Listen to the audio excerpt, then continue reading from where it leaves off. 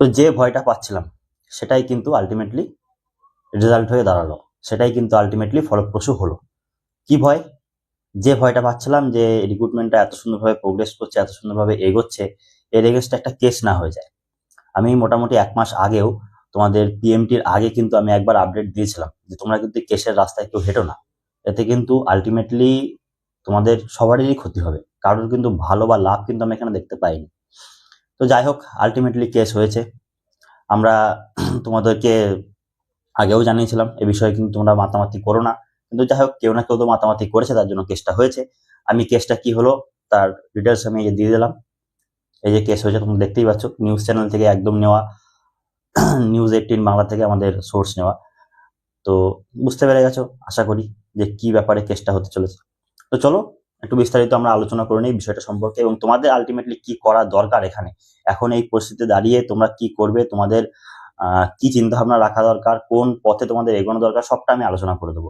দেখো মেনলি কেসটা যেটা হয়েছে সেটা হচ্ছে ডাব্লিউপি যে ক্যাটাগরি ওয়াইজ ভ্যাকেন্সি রিলিজ করেছিল, সেই ক্যাটাগরি ওয়াইজ কিন্তু কোনো রকম কাট আপ বা কোনো রকম লিস্ট কিন্তু প্রকাশ করেনি। কাট আপ অবশ্যই প্রকাশ করেছে, কিন্তু কোনো রকম লিস্ট কিন্তু প্রকাশ করেনি। তো এই 60,000 জন যে ক্যান্ডিডেট যাদের যে লিস্ট প্রকাশ করা হয়েছে, সেখানে কিন্তু সেপারেট ক্যাটাগরি ওয়াইজ মেনশন করা হয়নি। তো আমার যতদূর ধারণা এটা কোনো মেজর ইস্যু না, এই ইস্যুটা সলভ হয়ে যাবে এবং এটা তোমাদের কেসটা রিমুভ হয়ে যাওয়ার প্রবণতাটাই বেশি। এবার কেসটা এখন উঠেছে অনারেবল জাস্টিস সৌগত ভট্টাচার্যের বেঞ্চে, এবং তিনি আশা করি কি রায় দেয় দেখা যাক। 3রা ফেব্রুয়ারি আগামী হিয়ারিং রয়েছে, এবং 3রা ফেব্রুয়ারিতে তোমাদের আমাদের রাজ্য সরকারকে এবং পিআরবি কে বলা হয়েছে যাতে তারা সমস্ত ডিটেলস এখানে প্রডিউস করে। আশা করি এই ডিটেলসগুলো প্রডিউস করে দেওয়া হবে, কারণ এখানে মেজর কোনো ইস্যু নেই বলে আমার মনে হয়। যদি মেজর কোনো ইস্যু না থাকে তোমাদের রিক্রুটমেন্ট যেমন প্রোগ্রেস হচ্ছে তেমন প্রোগ্রেস হবে। এখন সব থেকে বড় প্রশ্ন, ইন্টারভিউ কি বন্ধ হয়ে যাবে? না, একদমই না। ইন্টারভিউ তোমাদের যেমন চলছে সেরকমই চলবে। তোমাদের সবার কাছে আমার একটাই অনুরোধ যে এই সমস্ত নিউজগুলো আসছে এগুলোকে নিউজ হিসাবেই নাও। আমি তোমাকে নিউজটা দিচ্ছি তোমার জ্ঞাতার্থে, আমি তোমাকে ভয় পাওয়ানোর জন্য বা তোমাকে ডিমোটিভেট করার জন্য দিচ্ছি না। তুমি বিষয়টাকে একটা নিউজ হিসাবে নাও, এবং সব থেকে বড় বিষয় যেটা সেটা হচ্ছে তুমি তোমার ইন্টারভিউ যেমন আছে সেরকম প্রকাশ করো। দেখো এখানে কয়েকটা জিনিস আমি বলবো, সেটা হচ্ছে প্রেমানন্দ মহারাজকে তোমরা সবাই চেনো, আমরা সবাই তাকে শুনি। তো তার বক্তব্য অনুযায়ী তিনি বলেন যে আমরা কোনো একটা বিষয় ভাবার থেকে যদি কোনো একটা বিষয়ে কাজ বেশি পরিমাণে করি, তাহলে আমরা সাফল্য কিন্তু খুব তাড়াতাড়ি পাবো এবং খুব দ্রুত পাবো। তার জন্য আমাদের কি দরকার? তার জন্য কেস হয়েছে, কি হবে না হবে এই সমস্ত চিন্তা ভাবনাগুলো মনের মধ্যে নিয়ে নিজেকে ডিমোটিভেট করে তো কোনো লাভ নেই। আমাকে তাহলে কি করতে হবে? আমাকে তাহলে যেটা করতে হবে সেটা হচ্ছে আমার কর্ম করতে হবে। আমার কর্ম কি? আমার কর্ম এখন ইন্টারভিউ দেওয়া। ইন্টারভিউটা যদি আমি ভালো করে দিতে পারি, ইন্টারভিউটা যদি আমি ভালোভাবে পাস করতে পারি, আমার রিক্রুটমেন্টে যাই হোক না কেন, যে কেসই হোক না কেন, যেদিন রিক্রুটমেন্টটা ফ্রেশ হবে, রেজাল্টটা পাবলিশ হবে, সেদিন তো সেই পাবলিশ লিস্টে আমার নামটা থাকবে, হ্যাঁ কি নেই? তো সেই জায়গা থেকে দাঁড়িয়ে এই সমস্ত বিভিন্ন নিউজগুলোকে তোমরা নিউজ হিসাবেই নাও। তোমাদের জ্ঞাতার্থে এগুলো দেওয়া, তোমাদেরকে কোনো রকম ভয় পাওয়ানোর জন্য নয় বা ডিমোটিভেট করে দেওয়ার জন্য নয়। তবে নিজের ইন্টারভিউ খুব সুন্দর করে দাও, খুব ভালো করে দেখাও। দেখো এটা কথাটা অবশ্যই ফ্যাক্ট যে 60,000 জনকে যে ডাকা হয়েছে, 60,000 জনের পরে এখন হয়তো খুব বেশি হলে তার 50% বা 60% মতো বেঁচে রয়েছে। তো এই যে এই সংখ্যাটা সবাই তো চাকরি পাবে না। এটা সত্যি কথা, একদম সত্যি কথা, সবাই চাকরি পাবে না। তার মধ্যে এটাও সত্যি কথা, যারা চাকরি পাবে তারা এই মধ্যে থেকেই চাকরি পাবে। এই যে সংখ্যাটা এখন বর্তমানে রয়েছে যারা ইন্টারভিউয়ে অ্যাপিয়ার করছো, তাদের মধ্যে থেকে তো চাকরিটা পাবে, এর বাইরে তো চাকরি পাবে না। তো কাজেই তোমাকে পজিটিভ ভাবে ভেবে চলতে হবে। কি ভাবতে হবে যে এই যে 12,000 আছে, 12,000-এর মধ্যে একটা সিট আমার, এই সিটের মধ্যে আমার নাম আছে, আমি বাদ যাব না। আমি ভালো করে ইন্টারভিউ দেবো, আমি ভালো করে রিক্রুটমেন্টের প্রসেস অব্দি, শেষ প্রসেস অব্দি থাকবো, এবং আমার নাম ফাইনাল লিস্টে আসবে। এটা হচ্ছে তোমার পজিটিভিটি। এই পজিটিভিটিটা যে শো করাতে পারবে সেই এই ফিল্ডে টিকবে। দেখো এই কম্পিটিটিভ ফিল্ডটা না একটা মায়াজালের মতো। এখানে একটা এক্সাম হতে না হতে আরেকটা এক্সাম চলে আসে, আবার 3-4 বছর একদম সেই খরা, কোনো শূন্যতা, একদম কোনো রিক্রুটমেন্ট নেই, কিচ্ছু নেই, একদম খরার মতো পড়ে থাকে।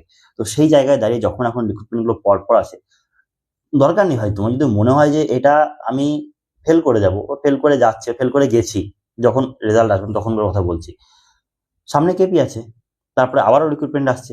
এই জায়গাটা এরকম, এখানে তোমাকে পড়ে যেতে হবে, এখানে তোমাকে একটা জায়গায় গিয়ে হার মেনে নিতে হবে, তারপরে আবার উঠে দাঁড়াতে হবে, আবার ওখানে গিয়ে আবার পরের দিন সকালবেলা সেম ভাবে প্রোগ্রেস করতে হবে, সেম ভাবে সামনে এগোতে হবে। এইটাই কম্পিটিটিভ ফিল্ড, এইটাই কম্পিটিটিভ ফিল্ড। তো আশা করি তোমরা সবাই আজকে টপিকে আলোচনা সম্পর্কে বুঝতে পেরেছো। তো যে কেসটা হয়েছে এটা সম্পর্কে বিস্তারিত আপডেট যদি কোনো আসে তাহলে আমি অবশ্যই তোমাদেরকে প্রোভাইড করার চেষ্টা করব। আপাতত আমার যেটুকু মনে হচ্ছে ক্যাটাগরি নিয়ে কেস, ক্যাটাগরি নিয়ে এমনিতেই বহুত ক্যাচাল হয়ে গেছে। অ্যাকচুয়ালি এখানে পিআরবিকেও একটু ধ্যান রাখা দরকার। এই বিষয়গুলো আমাদের রাজ্য সরকার এবং পিআরবিকে একটু ধ্যান রাখা দরকার যে কি না, এই যে রিক্রুটমেন্টগুলো করছে, এই রিক্রুটমেন্টগুলো এতদিন পুরো সম্পূর্ণ স্টে হয়েছিল, এতদিন কোনো রকম প্রোগ্রেস হয়নি। এখন এই লাস্ট কয়েক মাসে এসে এত তীব্রতা দেখানো, এত অতি সক্রিয়তা দেখানো, এর প্রভাবে কিন্তু ছোটখাটো ভুলচুক হয়ে গিয়ে থাকে, অনেক সময় হয়। আর এইগুলোই পয়েন্ট হয়ে দাঁড়ায় কেস করার জন্য। তো এইগুলো যাতে না হয় সেই জায়গাটা যেন পিআরবি দেখে করে, এটা আমার পিআরবির কাছে আবেদন থাকবে। এবং সব থেকে বড় বিষয় হচ্ছে এতজন স্টুডেন্ট, এতজন ক্যান্ডিডেট, এদের প্রত্যেকেরই ভবিষ্যৎ রয়েছে। এবং সব থেকে বড় বিষয় হচ্ছে যে তোমরা যে পরীক্ষাটা দিচ্ছ, এই পরীক্ষাটা দেওয়ার পরে যদি আলটিমেটলি আবার রেজাল্টের জন্য ঝুলে যায় তাহলে সেটা কিন্তু খুবই খারাপ বিষয় হবে এবং প্রত্যেকেরই একটা মন ভেঙে যাওয়ার মতো অবস্থা তৈরি হবে। তো সেটা যাতে না হয় সেই আশায় রাখছি। এবং সব থেকে বড় কথা যে 3রা ফেব্রুয়ারি কোর্টে কি রায় দেয় দেখা যাক, হিয়ারিং এ কি রায় হয়। এবং আশা করি রায় আমাদের পক্ষেই যাবে এবং সমস্ত রিক্রুটমেন্টটা খুব ভালোভাবে শেষ হবে এই আশা রাখছি। তো চলো আর বেশি দীর্ঘায়িত করবো না, সবাই খুব ভালো করে ইন্টারভিউ দাও। আজ থেকে ইন্টারভিউ শুরু হচ্ছে, প্রত্যেককে বেস্ট অফ লাক। যারা আমাদের সঙ্গে জুড়েছো বা যারা আমাদের সঙ্গে জোড়নি প্রত্যেককে বেস্ট অফ লাক। আর আমাদের মক ইন্টারভিউ কিন্তু চলছে, গতকালও আমাদের ক্যান্ডিডেট ছিল যারা মক ইন্টারভিউ দিয়েছে। তো তোমাদের যারা মক ইন্টারভিউতে চাও তারা নিচে দেওয়া স্ক্রিনে যে নাম্বারটা আছে এই নাম্বারগুলোতে কল করে নিও। এবং সব থেকে বড় বিষয় হচ্ছে একদম ফ্রি অফ কস্ট ইন্টারভিউ নেওয়া হচ্ছে, কোনো রকম টাকা পয়সা এখানে নেওয়া হচ্ছে না। এবং কেউ তোমাকে টাকা পয়সার জন্য প্রলোভন দিলেও তুমি সেই ফাঁদে পা দিও না। তুমি একদম ফ্রি অফ কস্ট তোমাকে ইন্টারভিউ দিয়ে এবং তোমাকে কোন কোন জায়গাগুলো ভুল করছো সেই জায়গাগুলো তোমাকে ধরিয়ে দেওয়া হবে।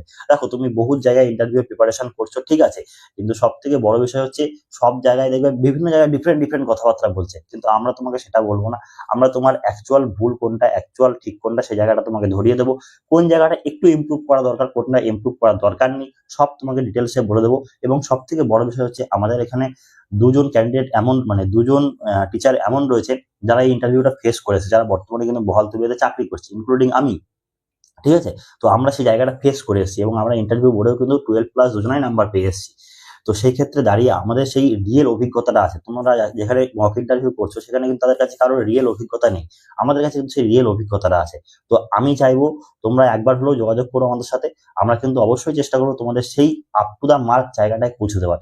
ঠিক আছে, আশা করি সকলের ইন্টারভিউ ভালো হবে, সকলে খুব ভালো থাকবে, সুস্থ থাকবে এবং জমি প্রিপারেশন করবে।